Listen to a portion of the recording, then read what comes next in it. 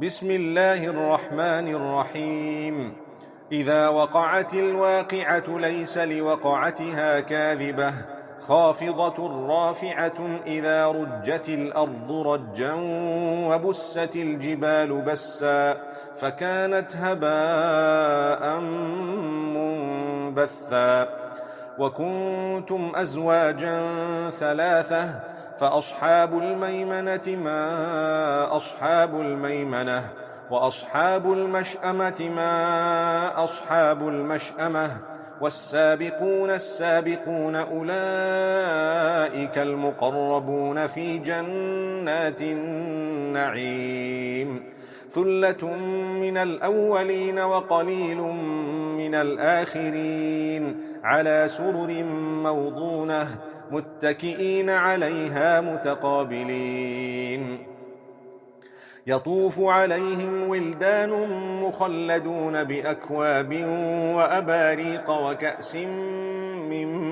معين لا يصدعون عنها ولا ينزفون وفاكهة مما يتخيرون ولحم طير مما يشتهون وحور عين كأمثال اللؤلؤ المكنون جزاء بما كانوا يعملون لا يسمعون فيها لغوا ولا تأثيما إلا قيلا سلاما سلاما وأصحاب اليمين ما أصحاب اليمين في سدر مخضود وطلح منضود وظل ممدود وماء مسكوب وفاكهة كثيرة لا مقطوعة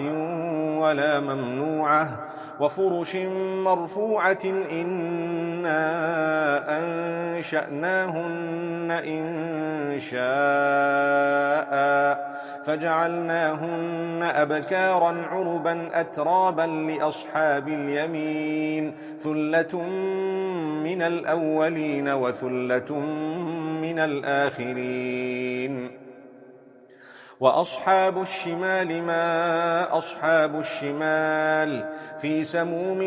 وحميم وظل من يحموم لا بارد ولا كريم إنهم كانوا قبل ذلك مترفين وكانوا يصرون على الحنث العظيم وكانوا يقولون أئذا متنا وكنا ترابا وعظاما أئنا لمبعوثون أوآباؤنا الأولون قل إن الأولين والآخرين لمجموعون إلى ميقات يوم معلوم ثم إنكم أيها الضالون المكذبون لآكلون من شجر من زقوم فمالئون منها البطون فشاربون عليه من الحميم فشاربون شرب الهيم هذا نزلهم يوم الدين نحن خلقناكم فلولا تصدقون أفرأيتم ما تمنون أأنتم تخلقونه أم نحن الخالقون نحن قدرنا بينكم الموت وما نحن بمسبوقين على أن نبدل أمثالكم وننشئكم فيما لا تعلمون ولقد علمتم النشأة الأولى فلولا تذكرون أفرأيتم ما تحرثون أأنتم تزرعونه أم نحن الزارعون لو نشاء لجعلناه حطاما فظلتم تفكهون إنا لمغرمون بل نحن محرومون أفرأيتم الماء الذي تشربون أأنتم أنزلتموه من المزن أم نحن المنزلون لو نشاء جعلناه أجاجا فلولا تشكرون أفرأيتم النار التي تورون أأنتم أنشأتم شجرتها أم نحن المنشئون نحن جعلناها تذكرة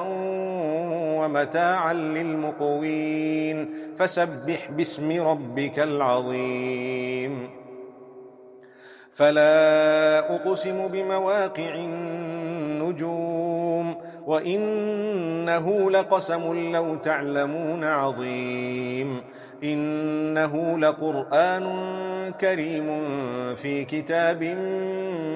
مكنون لا يمسه إلا المطهرون تنزيل من رب العالمين أفبهذا الحديث أنتم مدهنون وتجعلون رزقكم أنكم تكذبون فلولا إذا بلغت الحلقوم وأنتم حينئذ تنظرون ونحن أقرب إليه منكم ولكن لا تبصرون فلولا إن كنتم غير مدينين ترجعونها